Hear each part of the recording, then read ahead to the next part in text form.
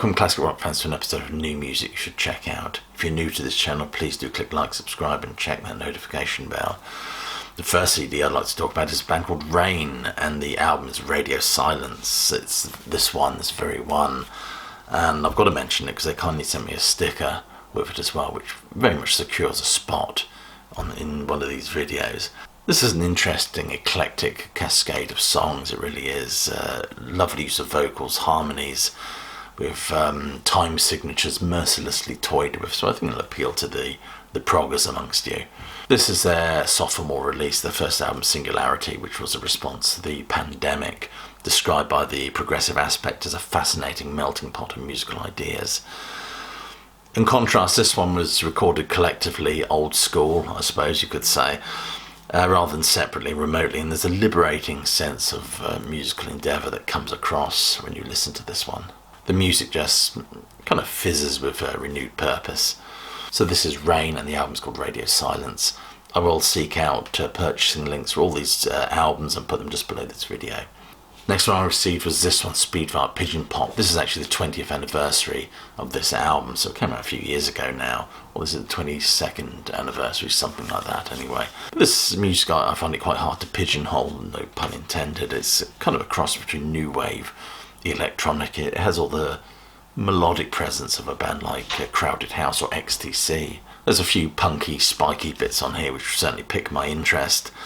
It's like Talking Heads meets the Sugar Cubes in some places. It's an engaging listen.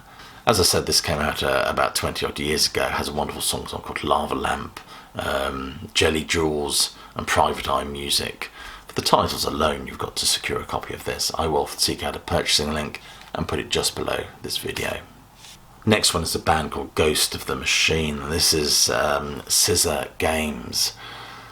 I really enjoyed this album. The first track, the opening track, Scissors, it reminds me of Marillion for some reason. It reminds me of Marillion's Garden Party a little bit.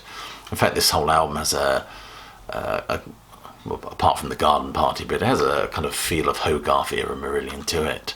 It's a wonderful blend of the talents within the band. The music is enigmatic and proggy, but also punchy as well. It doesn't descend into all that fiddly-diddly stuff. And it sounds wonderful as well. I think we've got to thank the producer, Mr. Bob Cooper, for that. It really does sound great. The Scissor Games, this is the debut album of this band. This band formed from the ashes, I believe, of the Winter Machine. And when singer Charlie Bramold, I hope I've said that right, who was originally with Harmonious Spheres. I love Mercury Rising parts 1 and 2 on this, the swell of the keyboards before we get all that Blackmore-esque guitar. That's before the track goes all Brian Eno on us. But this is a fascinating listen. This is Ghost of the Machine. This is Scissor Games. Do check that out. I will put a purchasing link. I think I've already said that just below this video. So the next one, perhaps my favourite of this batch, is this one, Frank Caducci, Tearing the Tour Apart. This is, as you can gather, it's a live CD. And there is a DVD, actually, if you want to see the DVD. It's worth seeing because it's quite a spectacle. Lots of young women on the stage as well, and that hat as well. It's worth seeing just for that. But the music is just fantastic. It's so bluesy and soulful. I just was totally blown away by this. I must lean on a few people I know, see if I can get some of their studio albums to check out and maybe talk about them in a little bit more detail. Talk about Frank Caducci, or the Frank Caducci band. Is it he or them? Let's be careful with our pronouns these days, mustn't we? I'll talk about them in greater depth if I can get hold of some of their studio records. But this guy comes across as a well-kept secret. I found some blurb on the internet. Flamboyant French rock musician Frank Caducci. Of course, we mustn't hold that against him. And his very talented band has become increasingly well known for its entertaining and spectacular live shows full of eye-catching theatre, humour and high-quality musicianship, conveyed with great style and elan. Fully concur with that 100%. It was a wonderful listen.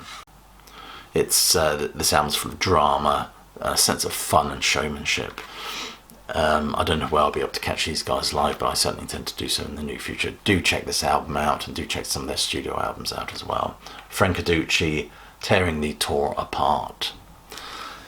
I know you've been watching an episode, albeit brief, of New Music You Should Check Out. If you haven't done so already, please do click like, subscribe and check that notification bell, and I will leave you with my closing salvo, which is, of course, hope you're well, staying safe, but more importantly that you keep listening.